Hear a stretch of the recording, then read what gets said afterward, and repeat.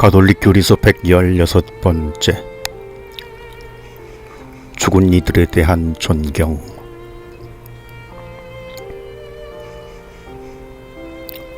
(2299항) 죽음이 임박한 사람들에게는 관심과 정성을 기울여 그들이 생의 마지막 순간을 품위 있고 평화롭게 살 수 있도록 도와주어야 한다.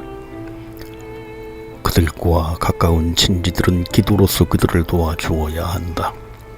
친지들은 적당한 때에 병자들이 살아계신 하느님과의 만남을 준비하는 성사들을 받도록 주선해야 한다.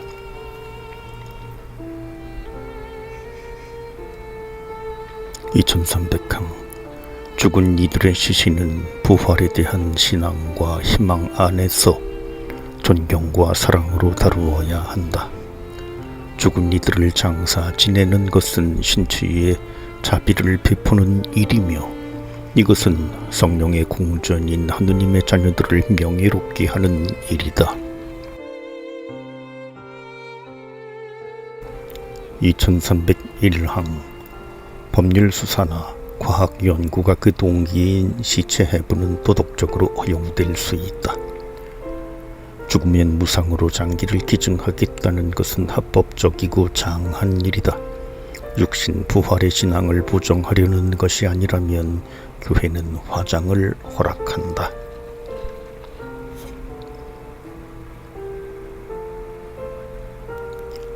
3. 평화의 보호.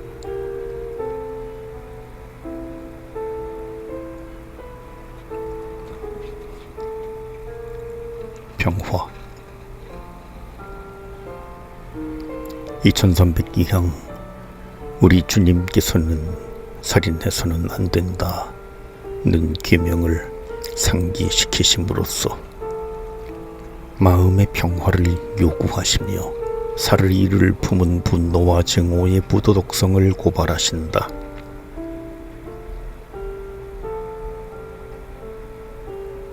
분노는 복수하고자 하는 욕망이다. 벌을 받아야 할 사람의 악에 대해 복수하고자 하는 것은 옳지 않다. 그러나 악습을 교정하고 정의의 선을 보존하기 위해서 보상을 부과하는 것은 잘하는 일이다. 만일 분노로 해서 이웃에게 심각한 부상을 입히거나 이웃을 죽이기를 원하기까지 한다면 이는 사랑을 크게 어기는 것이므로 죽을 죄에 해당된다. 주님께서는 이렇게 말씀하신다. 자기 형제에게 성을 내는 자는 누구나 재판에 넘겨질 것이다.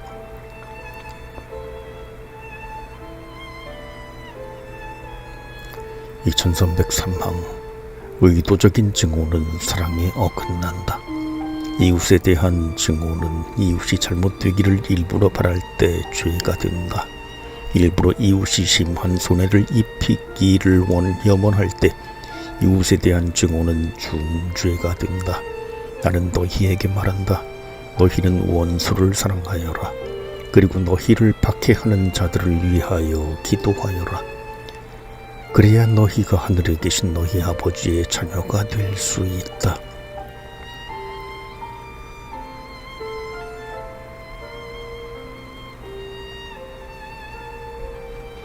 2304항 인간 생명의 존중과 증진에는 평화가 필요하다. 평화는 단순히 전쟁이 없는 것만도 아니고 적대 세력들 사이의 균형을 보장하는 데 그치는 것도 아니다.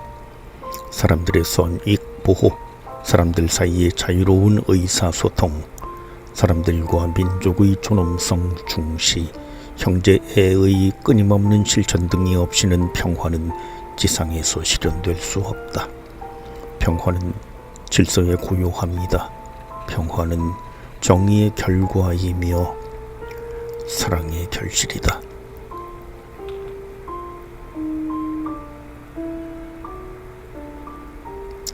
2305항 지상의 평화는 메시아이시며 평화의 궁왕이신 그리스도의 평화를 나타내는 것이며 그 열매이다. 그리스도께서는 십자가 위에서 피를 흘리심으로써 적개심을 없애셨고 인간을 하느님과 화해시키셨으며 당신 교회를 인간과 인간이 하나 되고 또한 하느님과 인류가 하나 되는 일치의 성사로 세우셨다. 그리스도는 우리의 평화이십니다. 그리스도께서는 행복하여라 평화를 이루는 사람들 하고 선언하신다.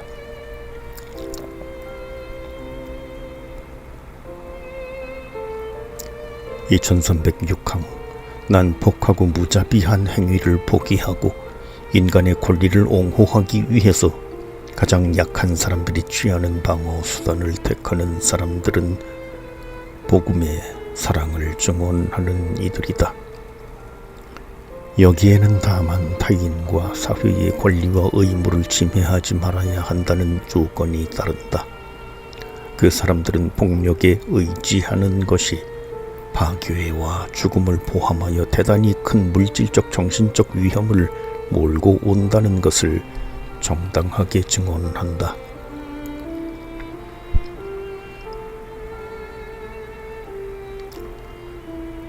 전쟁을 피함.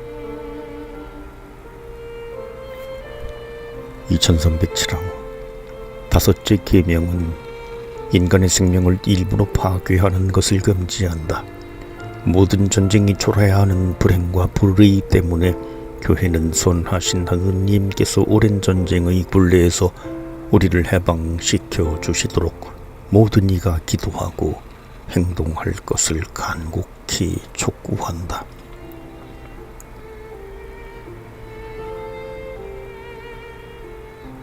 2308항 모든 시민과 모든 위정자들은 전쟁을 피하기 위해 진력할 의무가 있다. 그러나 전쟁의 위험이 있고 적절한 힘을 지닌 관할 국제권위가 없는 동안에는 참으로 평화협상의 모든 방법을 다 써본 정부들의 정당 방위권은 부정할 수 없다.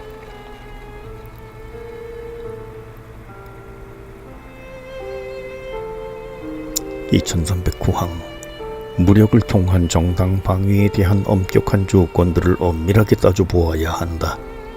이는 중대한 결정이므로 무력을 쓰는 정당 방위는 도덕적 정당성의 엄중한 조건들을 따라야 한다. 이 결정은 아래 조건들을 동시에 충족시켜야 한다.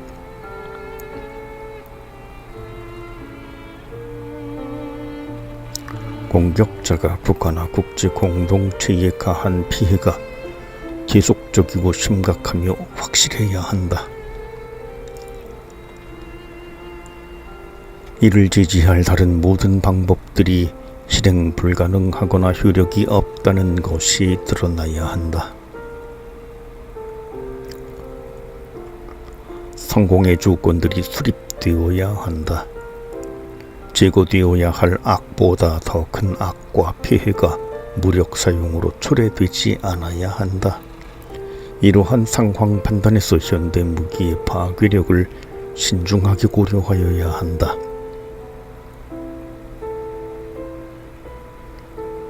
이 조건들이 이른바 정당한 전쟁에 대한 교리에서 열거되는 전통적 요소들이다.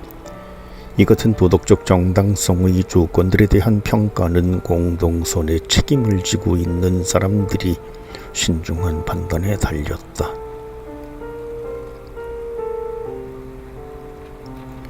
2310항 이런 경우 공권력은 국민들에게 국가 방위에 필요한 의무를 부과할 권리와 의무가 있다. 군인 생활로 조국에 대한 봉사에 헌신하는 사람들은 국민의 안전과 자유를 위한 일격군이다. 이 임무를 올바로 수행한다면 그들은 참으로 국가의 공동선과 평화 유지에 기여하는 것이다.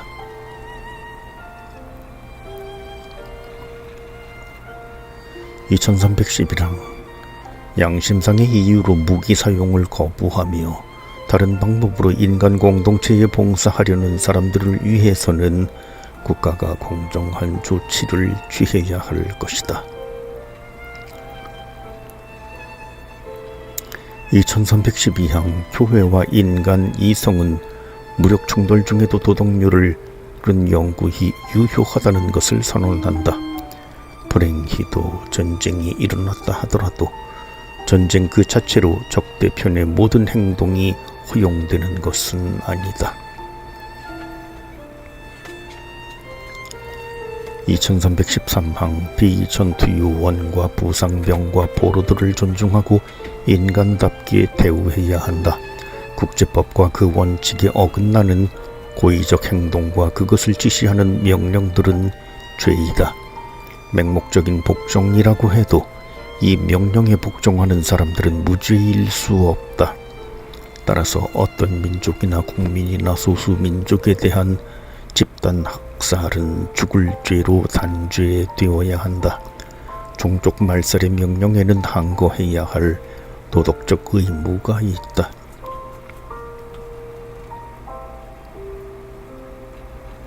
2314항 도시 전체나 광범한 지역과 그 주민들에게 무차별 파괴를 자행하는 모든 전쟁 행위는 하느님을 거스르고 인간 자신을 거스르는 범죄이다. 이는 확고히 또 단호히 단죄받아야 한다. 현대전의 위험은 과학무기, 특히 원자무기, 생물학무기 또는 화학무기의 보유자들에게 이러한 범죄 행위를 저지를 기회를 제공하는 데에 있다.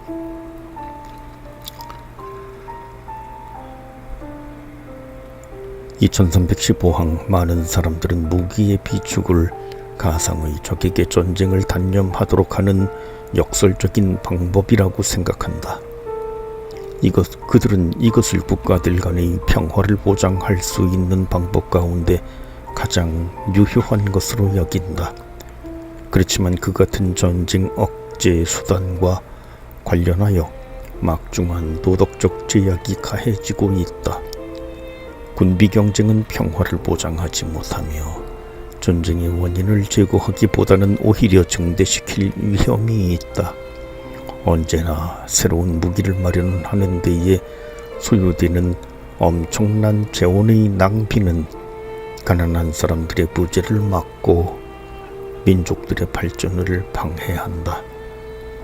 과잉 군비는 분쟁의 원인을 증가시키고 분쟁이 확산될 위험을 증대시킨다.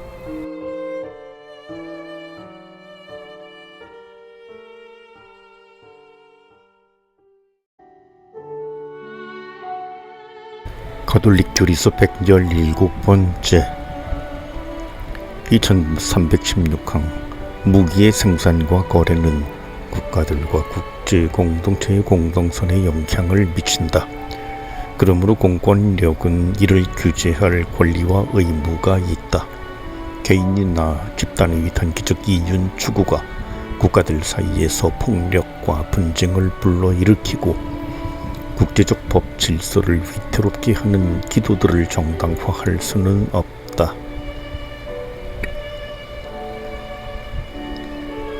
2317항 개인들과 국가들 사이에 만연된 불의와 경제사회 분야의 지나친 불공정과 불평등, 시기, 불신과 교만은 끊임없이 평화를 위협하며 전쟁의 원인이 된다. 이런 폐단을 극복하기 위한 모든 활동은 평화를 이룩하고 전쟁을 피하는 데에 이바지한다. 인간은 죄인이므로 전쟁의 위험이 인간을 위협하고 또 그리스도께서 다시 오실 때까지 그러하겠지만 인간이 사랑으로 결합되어 죄를 극복하는 그만큼 폭력도 극복할 것이다. 그때 성경 말씀이 이루어질 것이다.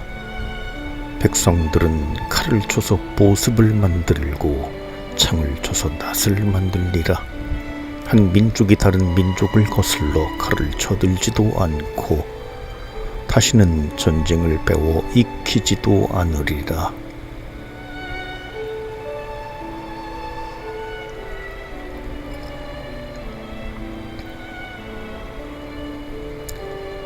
간추림 2318항 그분의 손에 모든 생물의 목숨과 모든 육체의 숨결이 달려 있음을.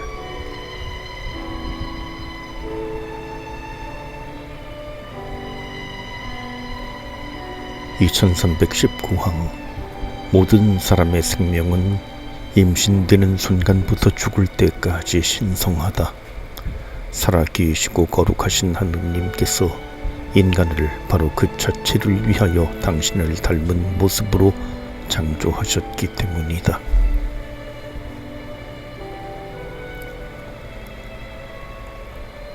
(2320항) 한 인간을 죽이는 것은 인간의 존엄성과 창조주의 거룩하심에 크게 어긋나는 것이다.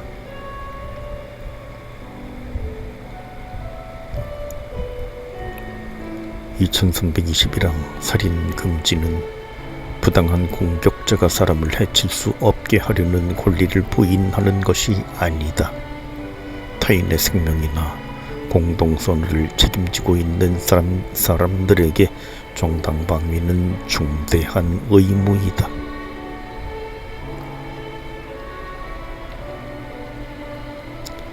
(2322항) 아기는 임신되는 순간부터 생명에 대한 권리를 가진다. 직접적인 낙태, 곧 목적이나 수단으로서 행한 고의적 낙태는 도덕률을 크게 어기는 파렴치한 행위이다. 교회는 인간의 생명을 거스르는 이 죄를 교회법적 형벌인 파문으로 제재한다.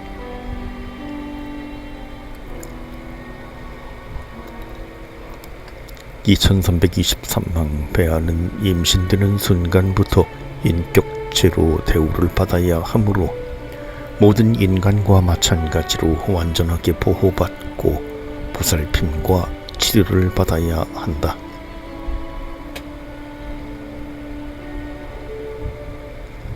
(2324항) 방법과 동기가 어떻든 고의적인 안락사는 살인죄이다. 안락사는 인간의 존엄성과 그의 창조주이신 살아계신 하느님에 대한 존경에 크게 어긋나는 것이다.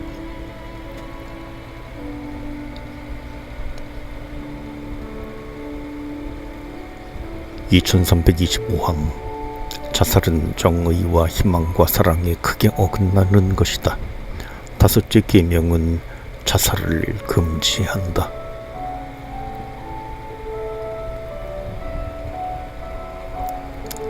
(2326항) 어떤 행위를 하거나 하지 않음으로써 다른 이가 중죄를 짓도록 일부러 유도할 때 이는 악한 표양으로서 중죄가 된다. (2327항) 모든 전쟁이 초래하는 불행과 불의 때문에 우리는 전쟁을 피하고자 가능한 모든 합리적인 방법들을 다 강구해야 한다.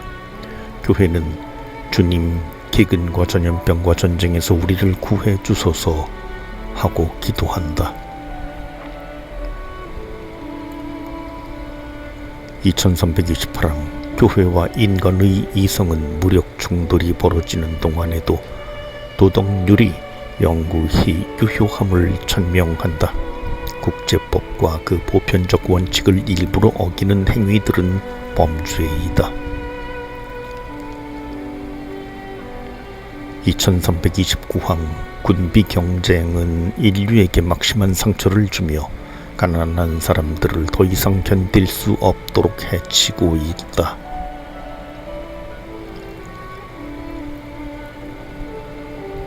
(2330항) 행복하여라. 평화를 이루는 사람들, 그들은 하느님의 자녀라 불릴 것이다.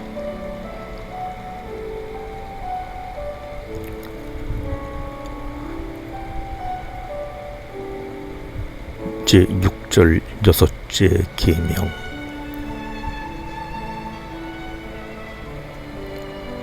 간음해서는 안 된다. 간음해서는 안 된다고 이르신 말씀을 너희는 들었다. 그러나 나는 너희에게 말한다. 음욕을 품고 여자를 바라보는 자는 누구나 이미 마음으로 그 여자와 간음한 것이다.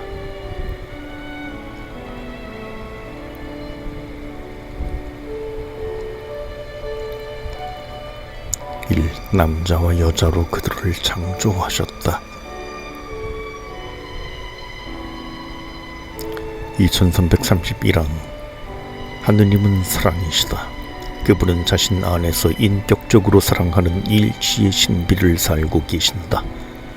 인류를 당신의 모습으로 창조하심으로써 하느님께서는 남자와 여자의 인간성 안에 사랑과 일치의 소명을 부여하시고 따라서 그 소명에 따른 능력과 책임도 부여하셨다.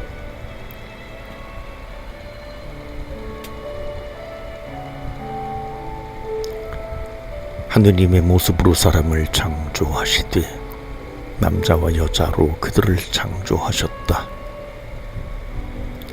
자식을 많이 낳고 번성하여라. 하느님께서 사람을 창조하시던 날 하느님과 비슷하게 그를 만드셨다. 그분께서는 남자와 여자로 그들을 창조하셨다. 그리고 그들을 창조하시던 날 그들에게 복을 내리시고 그들의 이름을 사람이라 하셨다.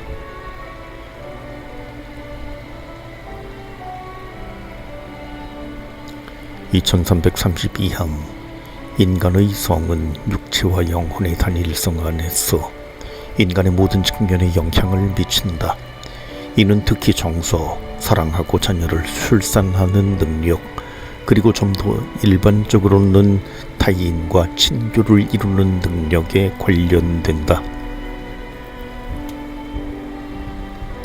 2333항 자신의 성별을 인정하고 받아들이는 것은 남녀 각자가 해야 할 일이다. 육체적, 정신적, 영적 차이와 상호 보완성은 행복한 혼인 생활과 풍요로운 가정 생활을 지향하는 것이다. 부부의 화합과 사회의 화합은 두 성이 어떻게 서로 보완해주고 채워주고 도와주느냐에 어느 정도 달려있다.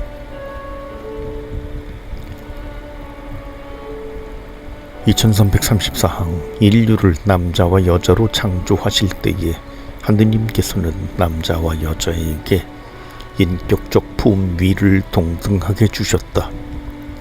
인간은 인격체인데 이 점에서는 남자와 여자가 동등하다.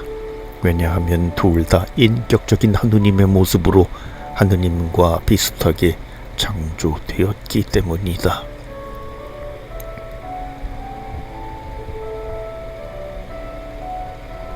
2335항 남녀는 서로 다르지만 그 봉위에서 동등하며 그 모습에서 하느님의 힘과 사랑을 드러낸다. 혼인 안에서 남자와 여자의 결합은 육체를 통해 하느님의 너그러움과 풍요로움을 본받는 것이다. 남자는 아버지와 어머니를 떠나 아내와 결합하여 둘이 한 몸이 된다.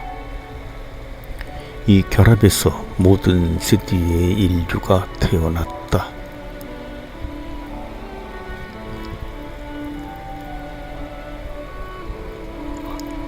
2336항 예수님께서는 창조된 만물을 그 본래의 순수성으로 회복시켜 주시려고 오셨다. 예수님께서는 산상설교에서 하느님의 계획을 정확히 해석하신다. 간음해서는 안 된다고 이르신 말씀을 너희는 들었다. 그러나 나는 너희에게 말한다. 음욕을 품고 여자를 바라보는 자는 누구나 이미 마음으로 그 여자와 간음한 것이다. 하느님께서 짝지어 주신 것을 사람이 갈라 놓아서는 안 된다.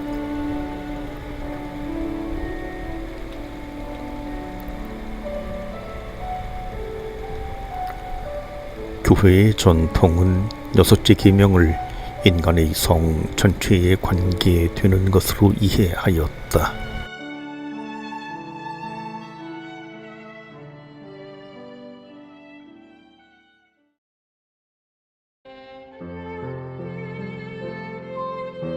가톨릭 교리서 118번째. 이 정결의 소명. 2337항 정결은 성이 인격 안에 훌륭히 통합되어 있음과 그 때문에 육적이고 영적인 실제 안에서 이루어지는 인간의 내적 일치를 뜻한다. 인간이 육체적이고 생물학적인 세계에 속해 있음을 표현하는 성은 인격 대 인격의 관계 안에서 남녀가 온전히 또 시간의 제한 없이 서로를 내어줄 때 참으로 인격적이고 인간다운 것이 된다.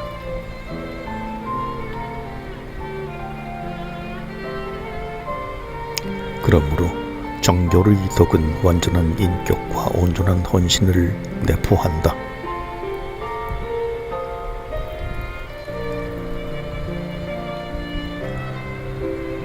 완전한 인격.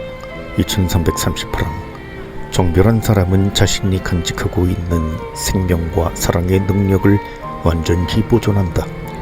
이 완전성은 인간의 동일성을 나타내며 인격에 손상을 줄지도 모르는 모든 언행을 배격한다. 곧 이중생활이나 이중적 언어를 용납하지 않는다. 2335항 정결은 자제력의 훈련을 요구한다. 이 훈련은 인간의 자유를 배우는 교육이다. 인간이 정욕을 지배하여 평화를 얻느냐 아니면 그 정욕에 자신을 맡겨 불행하게 되느냐 하는 것은 인간의 선택에 달렸다.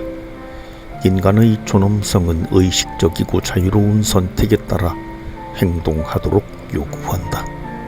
곧 맹목적인 내부 충동이나 순전한 외부 강박 아래에서 움직이는 것이 아니라 내적 동기와 권고에 따라 인격적으로 행동하도록 요구하는 것이다. 인간이 스스로 온갖 욕정의 니속에서 벗어나 자유로이 선을 선택하여 자기 목적을 추구하고 적절한 도움을 받아 효과적으로 슬기롭게 행동할 때에 인간은 이러한 존엄성을 얻는다. 2340항 자신의 세례서약을 충실히 지키고 유혹에 대항하고자 하는 사람은 그것을 실현하는 수단들을 선택하는 데에 신중하여야 한다. 그 수단들이란 자아인식 상황에 따른 적절한 금욕 실천, 하느님 계명에 대한 순종, 도덕률의 실천과 기도의 충실함 등이다. 자제로서 우리는 한데 모아진다. 우리의 산만한 정신 때문에 잃어버렸던 동일성을 되찾게 된다. 2341항 정결의 덕은 절제라는 중추적 덕과 긴밀하게 연결되어 있다. 절제는 인간의 감성적 정욕과 욕구들이 이성 안에 머물게 한다.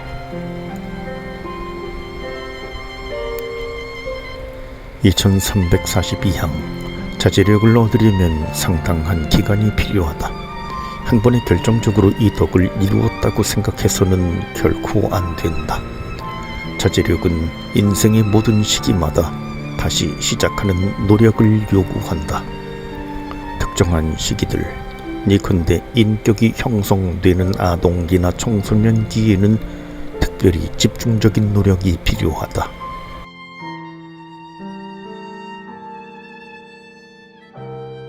2343항 정결의 덕은 너무나도 자주 죄로 얼룩진 불완전한 단계들을 거쳐가는 성장의 법칙을 겪는다. 인간은 수많은 자유로운 결정을 통해서 날마다 자신을 쌓아 올리는 역사적 존재이다. 그래서 인간은 성장 단계를 따라 도덕적 가치를 알게 되고 사랑하며 성취하는 것이다. 2344항 정결한 사람이 되려면 각 개인의 노력이 매우 필요하지만 동시에 문화적 노력도 필요한 것이다. 이는 개인의 진보와 그 사회의 발전이 서로 의존하고 있기 때문이다. 정결은 인간의 권리에 대한 존중을 전제로 하며 특히 인간 생활의 도덕적 정신적 차원을 존중하는 정보와 교육을 받을 권리를 전제로 한다. 2345항 정결은 윤리 덕의 하나이다. 정결은 또한 하느님의 선물이요 은총이며 성령께서 맺어주시는 열매이기도 하다. 성령께서는 세례의 물로 다시 태어난 사람에게 그리스도의 순결을 본받게 하신다.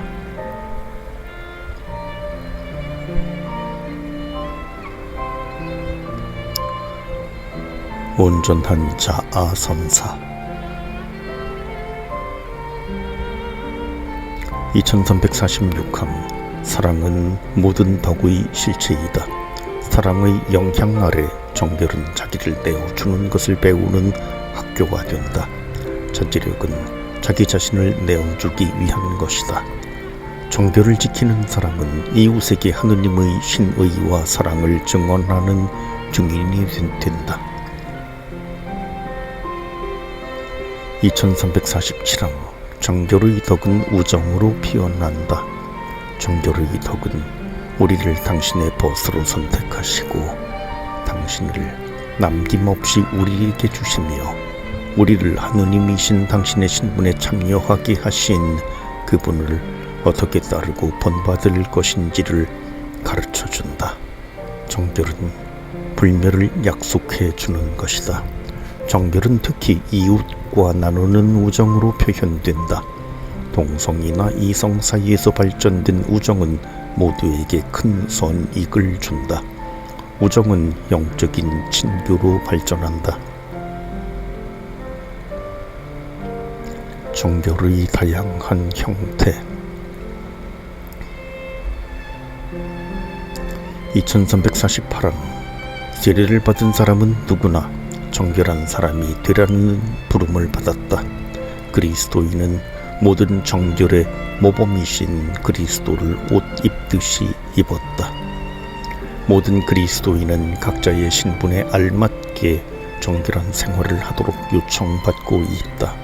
그리스도인은 세례 때 정결하게 살겠다고 약속하였다.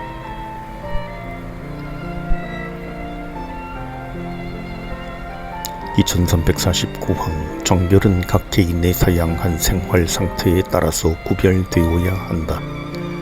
온전한 마음으로 하느님께 더 쉽게 전념하기 위한 훌륭한 방법으로서 동정이나 봉헌된 독신 생활을 하는 이들도 있고 또 모든 이에게 도덕률이 규정하는 방식에 따라 혼인하거나 독신으로 지내는 이들도 있다. 혼인한 사람들은 부부로서 정결을 지키도록 요청받고 있으며 다른 이들은 금욕으로서 정결을 실천한다.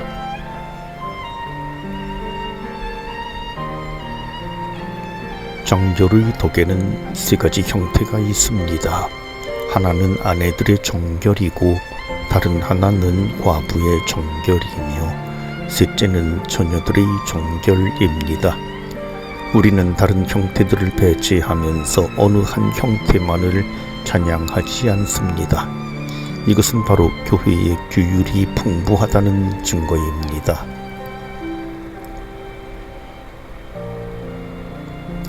2350항 약혼자들은 금욕으로서 정결을 지키도록 요청받고 있다. 그들은 이러한 시험을 거쳐서 서로 존경하며 신의를 배우고 하느님께서 주시는 선물로 서로를 받아들일 희망을 길러나가게 될 것이다. 그들은 혼인할 때까지 부부애의 고유한 애정 표현을 미루어 두어야 한다. 약혼자들은 정결하게 성숙하도록 서로 자제력을 발휘해야 할 것이다.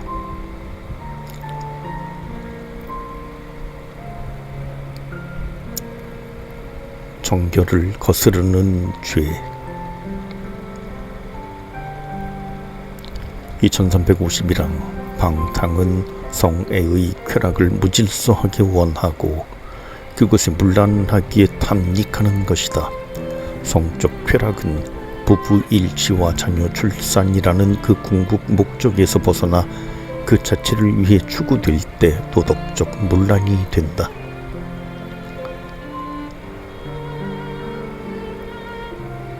2352항 자위행위는 성적 만족을 얻고자 생식기를 일부러 자극하는 것을 말한다. 실제로 항구한 전통에 따라 교회의 교도관과 신자들의 도덕의식은 자위행위를 본질적으로 몹시 무질서한 행위임을 의심 없이 견지하고 있다. 행위에 따르는 동기 자체가 어떠하든 부부의 정상적 관계를 벗어나서 성기능을 자의적으로 사용하는 것은 본질적으로 목적에 어긋나는 것이다. 그럴 때에는 도덕 질서가 요구하는 곧 참된 사랑의 맥락에서 상호 증여와 인간 출산의 완전한 의미를 실현시키는 성관계 밖에서 성적 쾌락이 추구되기 때문이다.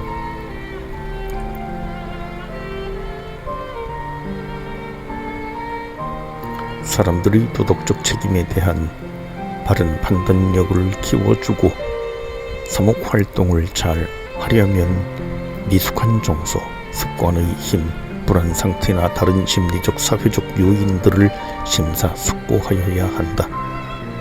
이러한 요인들은 도덕적 책임을 줄이거나 어쩌면 거의 없앨 수 있다.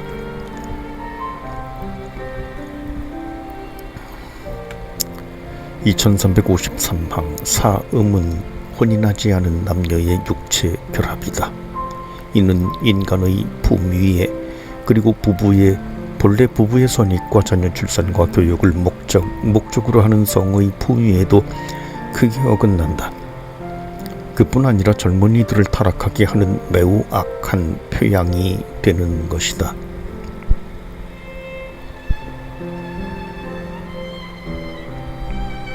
(2354항) 포르노는 일부러 제3자들에게 보여주기 위하여 사생활의 성행위를 실제로 또는 모방하여 옮겨놓은 것이다. 상대방에게 은밀하게 자기를 선물로 내어주는 부부 행위를 왜곡함으로 포르노는 정결을 모독하는 것이다. 또한 포르노는 이 일에 관계된 모든 사람들, 배우, 상인, 대중의 품위를 크게 해친다. 이들 각자가 다른 사람에게 원초적 쾌락과 불의한 이익의 대상이 되기 때문이다. 포르노는 이에 관련되는 모든 사람을 가상적인 환상의 세계에 빠지게 한다. 이것은 중죄이다. 당국은 포르노물의 제작과 배포를 막아야 한다. 2355항 매매추는 몸 파는 사람을 성적 쾌락의 도구로 전락시켜 그 사람의 포미를 해친다. 돈을 지불하는 사람도 자신에게 중죄를 짓는 것이다. 그는 세례로 약속한 정결을 깨뜨리고 성령의 궁전인 자기 몸을 더럽히는 것이다. 매매추는 사회적 재앙이다. 이 재앙의 피해자는 보통 여자들이지만 남자나 어린이 또는 청소년일 수도 있다. 이 마지막의 두 경우는 그 죄가 악한 표양으로 곱절로 늘어난다. 매매춘의 몸을 맡기는 것은 언제나 중죄가 되지만 빈곤과 협박과 또는 사회적 압력이 가해질 때 그 죄에 대한 책임은 줄어들 수 있다. 2356항 강간은 강제로 침입하여 폭력으로 어떤 사람과 성관계를 맺는 것을 말한다. 이는 정의와 사랑을 해친다. 강간은 존중받을 권리, 자유를 누릴 권리, 그리고 신체적 도덕적 온전성에 대한 권리에 극심한 상처를 입힌다. 강간은 피해자에게 평생 잊혀지지 않을 피해를 입힌다. 이는 언제나 본질적으로 악한 행위이다. 가까운 친척이 저지르는 강간, 예를 들면 근친상간이나 교육자들이 자신들에게 맡겨진 아이들에게 저지르는 강간은 더욱 큰 해악이다.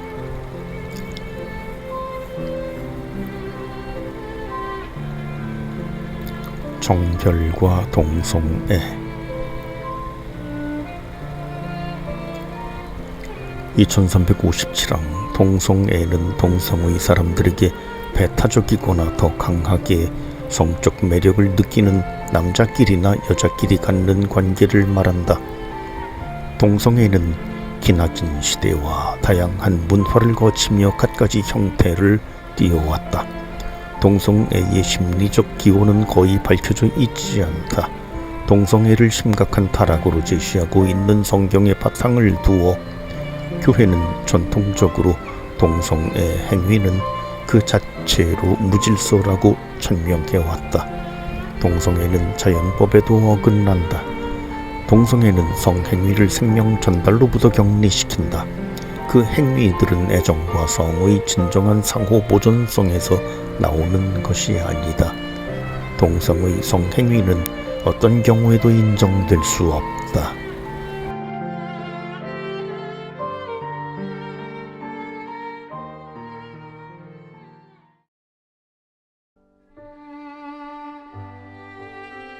가톨릭 교리서 119번째 2357항 동성애는 동성의 사람들에게 배타적이거나 더 강하게 성적 매력을 느끼는 남자끼리나 여자끼리 갖는 관계를 말한다.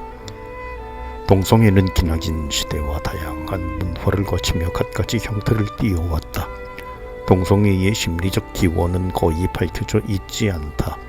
동성애를 심각한 타락으로 제시하고 있는 성경의 바탕을 두어 교회는 전통적으로 동성애 행위는 그 자체로 무질서라고 천명해왔다.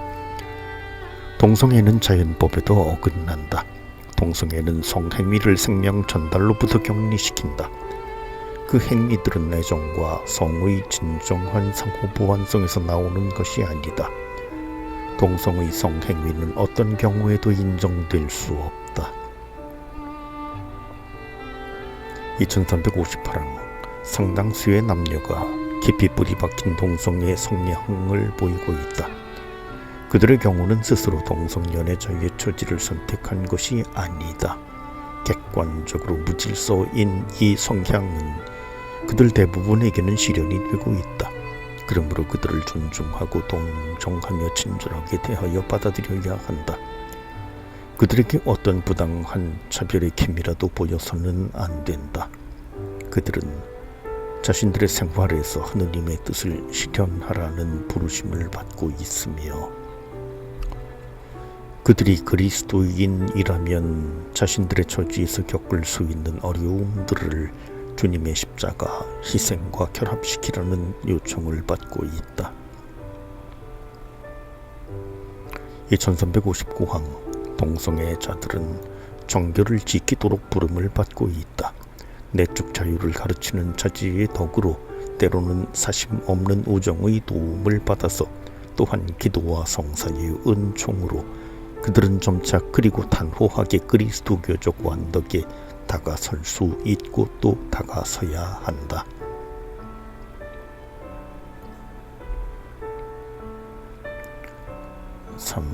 부부 사랑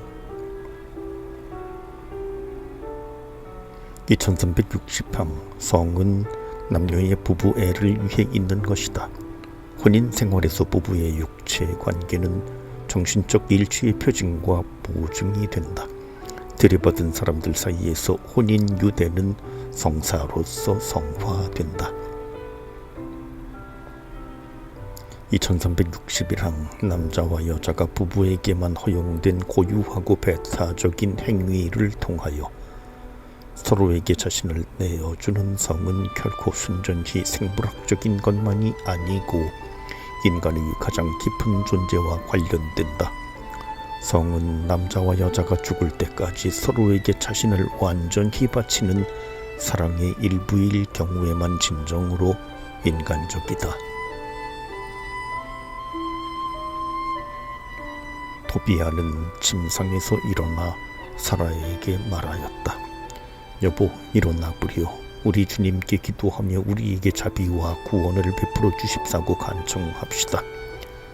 사라가 일어나자 그들은 기도하며 자기들에게 구원이 이루어지기를 간청하였다. 토비아는 이렇게 기도하기 시작하였다. 저희 조상의 하느님 찬미 받으소서. 당신께서는 아담을 만드시고 그의 협력자이며 협조자로 아내 하와도 만들어 주셨습니다. 그 둘에게서 인류가 나왔습니다. 당신께서는 사람이 혼자 있는 것이 좋지 않으니 그와 닮은 협력자를 만들어 주자 하셨습니다.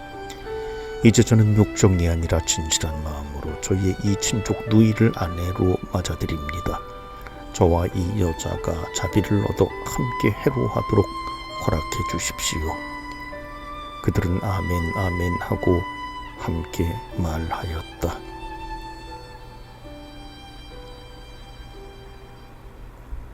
(2362항) 부부가 친밀하고 정결하게 서로 결합하는 행위는 아름답고 봄이 있는 행위이다.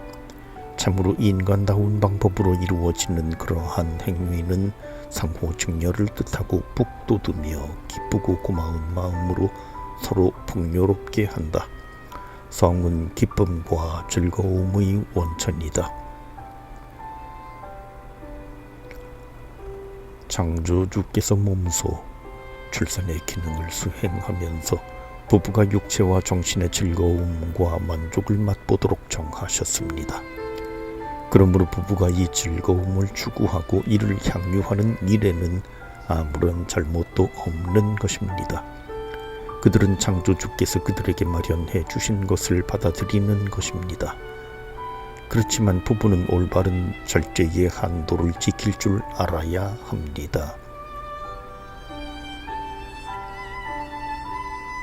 2363항 부부의 육체 결합으로 혼인의 두 가지 목적, 곧 부부 자신들의 선익과 생명의 전달이 실현된다. 혼인의 이 두 가지 의미만아 가치를 분리시킬 수 없다. 그런 경우 반드시 부부의 정신생활이 변질될 것이며 또한 혼인의 선익과 가정의 장래가 위태로워질 것이다. 남녀의 부부에는 이처럼 신의와 자녀 출산이라는 이중 요구를 충족시켜야 하는 것이다.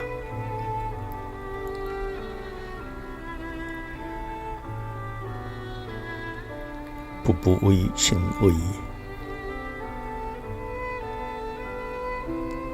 2364항 창조주께서 지정하시고 당신의 법칙으로 안배하신 생명과 사랑의 내밀한 부부 공동체는 인격적인 합의로 맺은 결코 철회할 수 없는 계약으로 세워진다. 두 사람은 결정적으로 그리고 전적으로 서로에게 자신을 내어준다.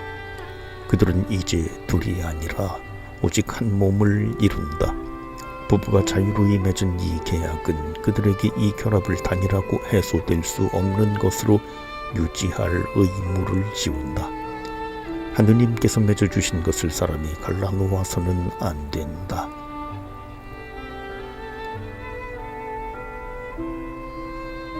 (2365화) 부부의 신의는 약속을 항구하게 지킴으로써 드러난다. 하느님께서는 신의를 지키는 분이시다.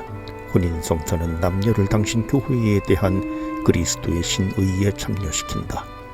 그들은 부부의 정별을 통해서 세상을 향해 이 신비를 증언한다.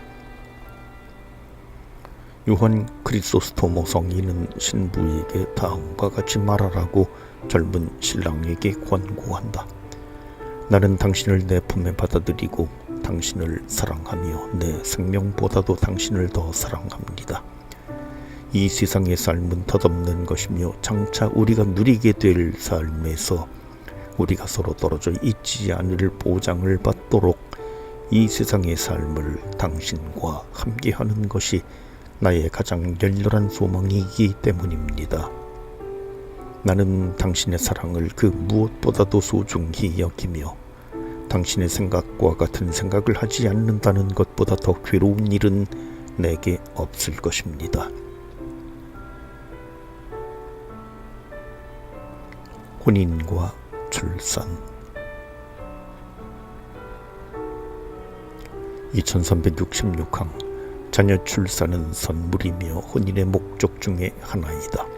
사실 부부 사랑은 본성적으로 자녀 출산을 지향하고 있다.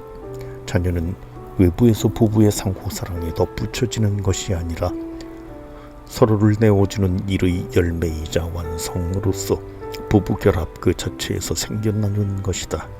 그러므로 생명의 편에서는 교회는 모든 혼인 행위는 그 자체로 인간 생명의 출산을 목적으로 한다고 가르친다.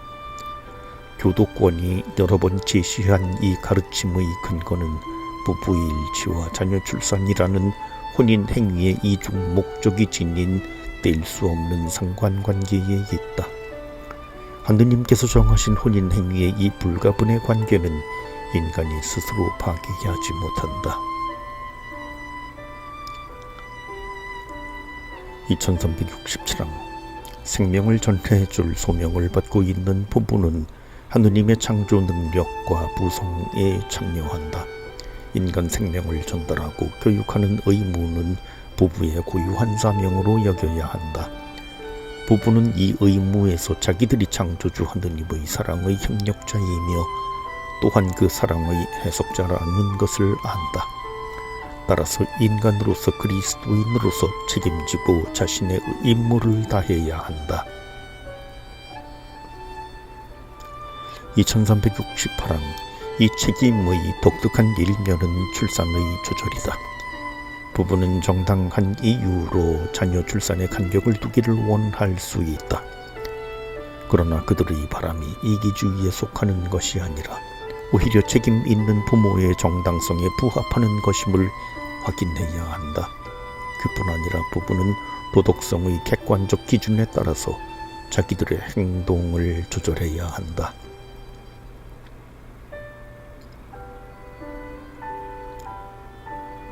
부부의 사랑과 생명 전달의 책임을 조화시키는 행동 방식의 도덕성은 순수한 의향이나 동기 평가에만 달린 것이 아니다. 그 도덕성은 인간의 본성과 그 행위의 본질에서 이끌어낸 객관적 기준, 곧 참사랑이라는 맥락 안에서 상호증여와 인간 출산의 온전한 의미를 보존하는 그러한 기준으로 결정되어야 한다. 2369항 일치와 출산이라는 이 두 가지 본질적인 면을 보존함으로써 부부 행위는 상호 간의 진정한 사랑과 부모가 되는 인간의 지고한 소명을 향한 의의를 온전히 살리는 것이다. 2370항 주기적인 절제, 곧 자기 관찰과 불임기간의 이용의 바탕을 둔 출산조절 가족 계획은 도덕성의 객관적 기준에 합치되는 것이다. 이 방법들은 부부의 육체를 존중하고 그들 사이의 애정을 북돋우며 진정한 자유를 가르쳐준다. 반면에 부부 행위를 앞두고 또는 행위 도중에 또는 그 자연적인 결과의 진행 과정 중에 출산을 불가능하게 하는 것을 목적으로 하거나 수단으로 하는 모든 행동은 근본적으로 악이다. 남편과 아내가 서로 완전히 자신을 내어줌을 표현하는 본래의 언어가 피임이라는 객관적으로 모순된 언어, 곧 자신을 상대방에게 완전히 바치는 것을 거부하는 언어로서 덧씌워진다.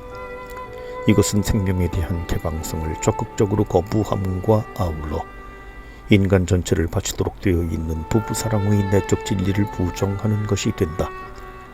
출산주기법과 피임 간의 인간학적 도덕적 차이점을 파악하고 더욱 연구할 수도 있을 것이다. 그 차이점은 보통으로 생각하는 것보다 더 크고 깊은 것이고 최종적으로는 인간의 인격과 성이라는 두 개의 융화하기 어려운 개념에 관련된다. 2371항 인간의 생명과 그 전달 임무는 현세에만 국한되고 또 현세에서만 측량되고 이해되는 것이 아니라 언제나 인간의 영원한 운명을 바라볼 수 있어야 한다는 것을 모든 사람이 분명히 알아야 한다.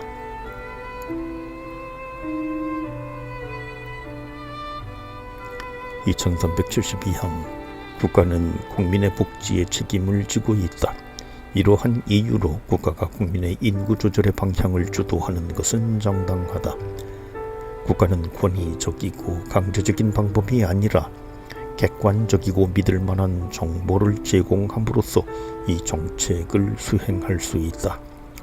국가는 자녀의 출산과 교육의 첫 책임자인 부부의 주도권을 정당하게 대신할 수 없다.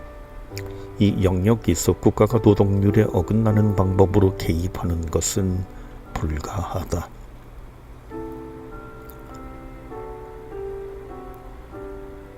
자녀라는 선물.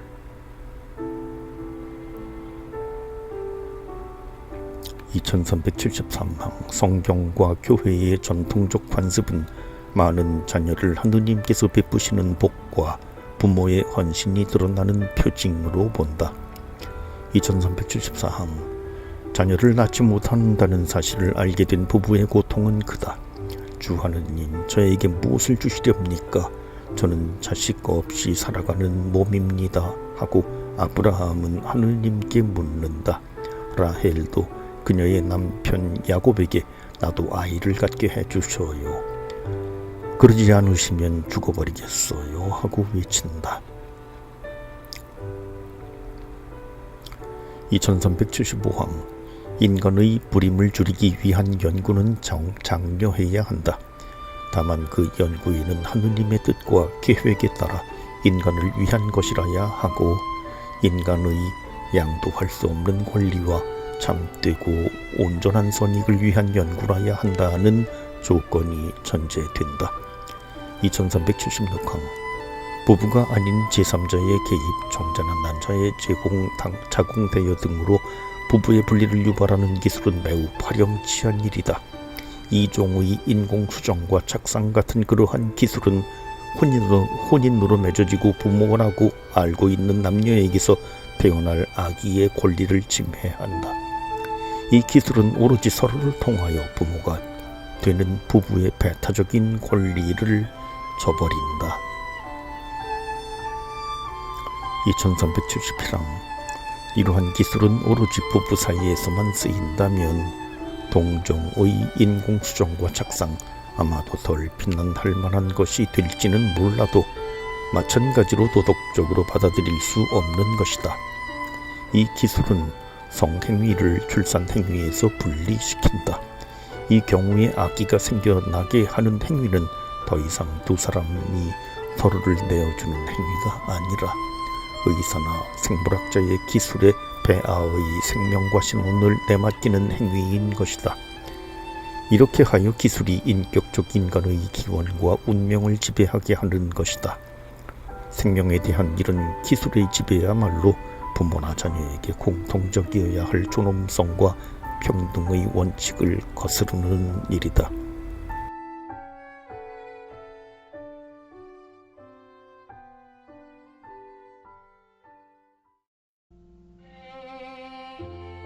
가톨릭 교리서 120번째 2378항 자녀는 당연한 어떤 것이 아니라 선물이다. 혼인의 가장 뛰어난 선물은 인간이다. 자녀는 소유물일 수 없다. 이른바 자녀를 가질 권리를 당연한 것으로 인정한다면 자녀를 소유물로 보게 될 것이다. 이 문제에서는 자녀만이 참된 권리를 갖는다. 곧 자녀는 부모에게 고유한 부부사랑의 행위가 맺는 결실이 되는 권리와 또한 임신되는 순간부터 한 인간으로서 존중받을 권리를 가지고 있다.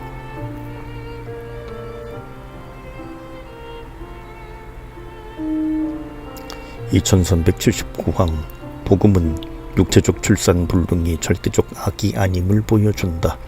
의학적인 모든 정당한 수단을 동원한 후에도 임신하지 못하는 고통을 겪어야 하는 부부는 모든 영적 출산의 근원인 주님의 십자가와 결합되어야 할 것이다.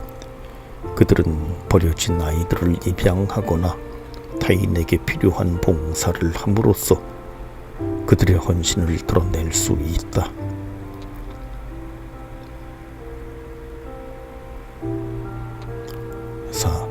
혼인의 존엄성을 거스르는 죄. 2380항 간음. 이 말은 부부의 부정을 가리킨다. 일시적인 것이라고 해도 성관계를 맺을 때 두 사람 가운데 적어도 한 사람이 기혼자일 경우 그 두 사람은 간음죄를 범하는 것이다. 그리스도께서는 단순히 마음으로 짓는 간음조차 단죄하신다.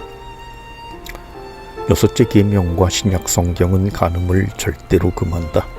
예언자들은 간음의 심각성을 알린다. 예언자들은 간음을 우상숭배 죄의 표상으로 본다.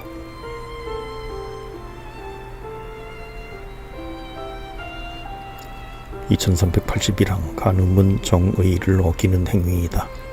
간음하는 자는 자신의 약속을 어기는 것이다.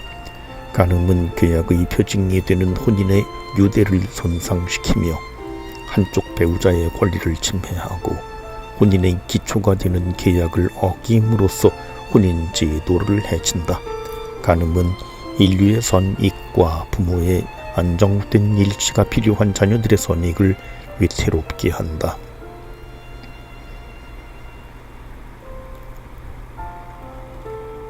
이혼.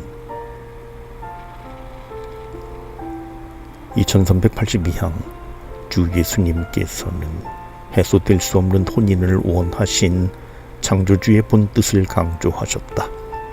예수님께서는 옛법에 서서히 끼어들어 온 관행을 폐기하신다.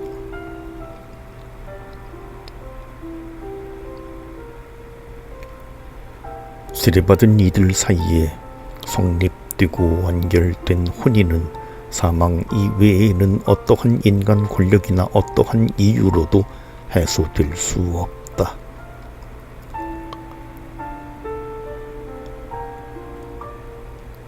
(2383항) 혼인 유대를 유지하는 상태에서 부부의 별거는 교회법에 비추어 어떤 경우에도 합법적일 수 있다. 어떤 경우에는 합법적일 수 있다. 만일 민법상의 이혼만이 어떤 정당한 권리들과 자녀 양육이나 상속재산의 보호를 보장하기 위한 유일한 수단이 된다면 도덕적인 죄가 성립되지 않고 허용될 수 있다. 2384항 이혼은 자연법에 대한 중대한 위반이다.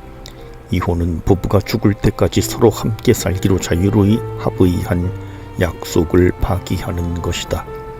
이혼은 성사로 맺어진 혼인의 표징으로서 보여주는 구원의 계약을 거스른다. 새로운 혼인 유대를 맺는 것은 비록 민법이 그 유대를 인정하더라도 혼인 파기의 심각성을 증대시킨다. 그때 재혼한 배우자는 계속해서 공공연한 간음 상태에 있게 된다.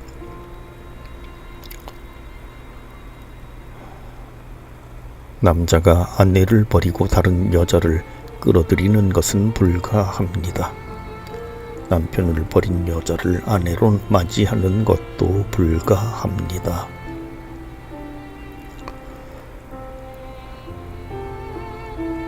2385항 사회와 가정에서 일으키는 배단 때문에 이혼은 부도덕한 성격을 지닌 것이다. 이 무질서는 중대한 폐해를 끼친다.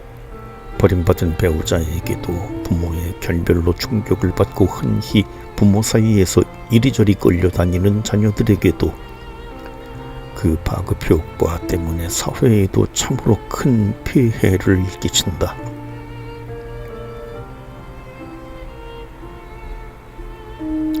2386항 배우자 가운데 한 사람이 민법으로 판결이 내려진 이혼의 무고한 피해자가 되는 경우가 있다.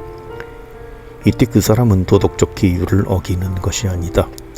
혼인 성사에 충실하고자 진정으로 노력하였으나 부당하게 버림받은 배우자와 자신의 중대한 잘못으로 교회법상 유효한 혼인을 파기하는 배우자 사이에는 많은 차이가 있다.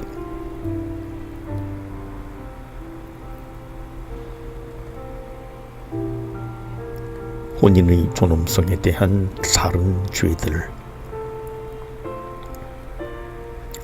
2387항 복음을 받아들이기를 원하여 여러 해 동안 부부 생활을 해온 한 여자 또는 여러 여자를 버리지 않을 수 없게 되는 사람의 비극을 우리는 이해한다.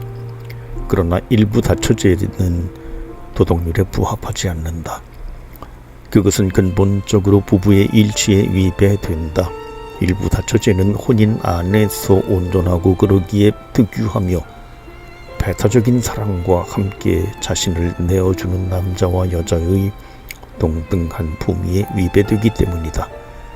처음부터 계시된 하느님의 계획을 정면으로 부정한다. 전에 여러 아내를 가졌다가 그리스도인이 된 사람은 한때 그의 부인이었던 여인들과 그의 자녀들에 대한 의무를 마땅히 지켜야 할 중대한 책임이 있다.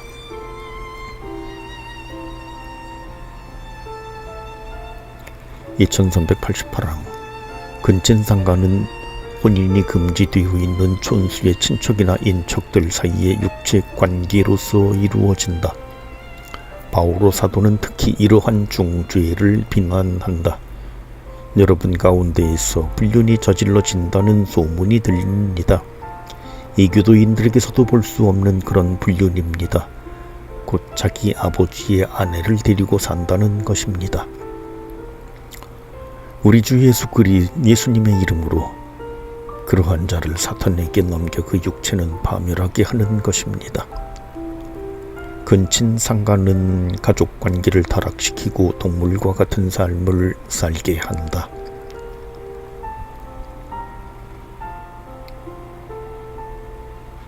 (2389항) 자신들의 보호에 맡겨진 어린이들이나 청소년들에게 어른들이 저지르는 성적 악행은 근친상간과 결부시킬 수 있다. 이 경우에 죄는 그 자체로 일생을 두고 상처를 간직하게 될 젊은이의 육체와 정신 전체를 짓밟는 악행이며 또한 교육적 책임을 이행하지 않았다는 이유 때문에 그 죄는 배가 된다. 2390항 남녀가 성관계를 포함하는 자기들의 관계에 법적이고 공적인 형태를 부여하기를 거부할 경우 이는 자유결합이다. 자유결합이라는 말은 기만적이다. 두 사람이 서로 상대에게 책임을 지지 않으려 하며 이렇게 신뢰가 결핍된 동거가 상대나 자신이나 미래에 무슨 뜻이 있겠는가. 내 연애 관계라는 이 표현에는 여러 가지의 상황이 포함된다.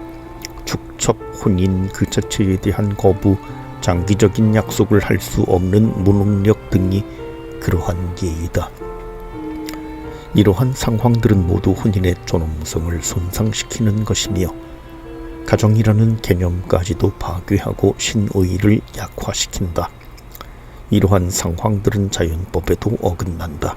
성행위는 오로지 혼인 생활 안에서만 이루어져야 한다. 혼인 생활 외의 성행위는 언제나 중죄이며 성체를 모시지 못하게 한다. 2391항 오늘날 혼인할 의향이 있을 때 실험해볼 권리, 시험 결혼을 주장하는 사람들이 덜어 있다. 이처럼 미숙한 성관계를 맺는 사람들의 결심이 아무리 단호하다고 하더라도 이러한 결합은 남녀의 인간관계의 진실성과 성실성을 보장해 줄 수 없으며 특히 엉뚱한 행동과 일시적 기분에서 그들을 보호해 줄 수 없다. 육체적 결합은 남녀 사이에 결정적인 생활 공동체가 형성되었을 때 비로소 도덕적으로 정당한 것이 된다. 인간의 사랑은 실험을 용납하지 않는다. 사랑은 서로 자신을 결정적으로 완전히 내어주는 헌신을 요구한다.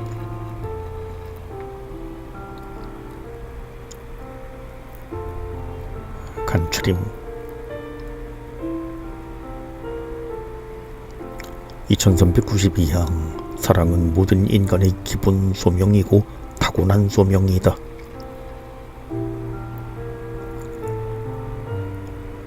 2393항 하느님께서는 사람을 남자와 여자로 창조하심으로써 남자와 여자에게 동등하게 인격적 부미를 부여하셨다. 자기의 성을 인정하고 받아들이는 것은 남녀 각자가 할 일이다. 2394항 그리스도께서는 정결의 모범이시다. 들여받은 사람은 누구나 자신의 신분에 따라 정결한 생활을 하라는 부르심을 받았다.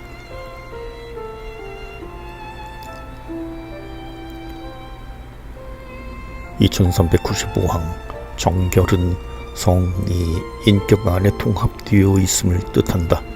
정결에는 개인의 자제 훈련이 필수 조건이다. 2396항 정결을 크게 어기는 죄들 중에는 자위행위, 사음, 매매춘, 포르노의 제작과 배포, 동성애를 들 수 있다. 2397항 부부가 자유롭게 맺은 계약에는 성실한 사랑이 포함된다. 이 계약은 부부에게 그들의 혼인이 파괴되지 않도록 지켜나갈 의무를 지운다.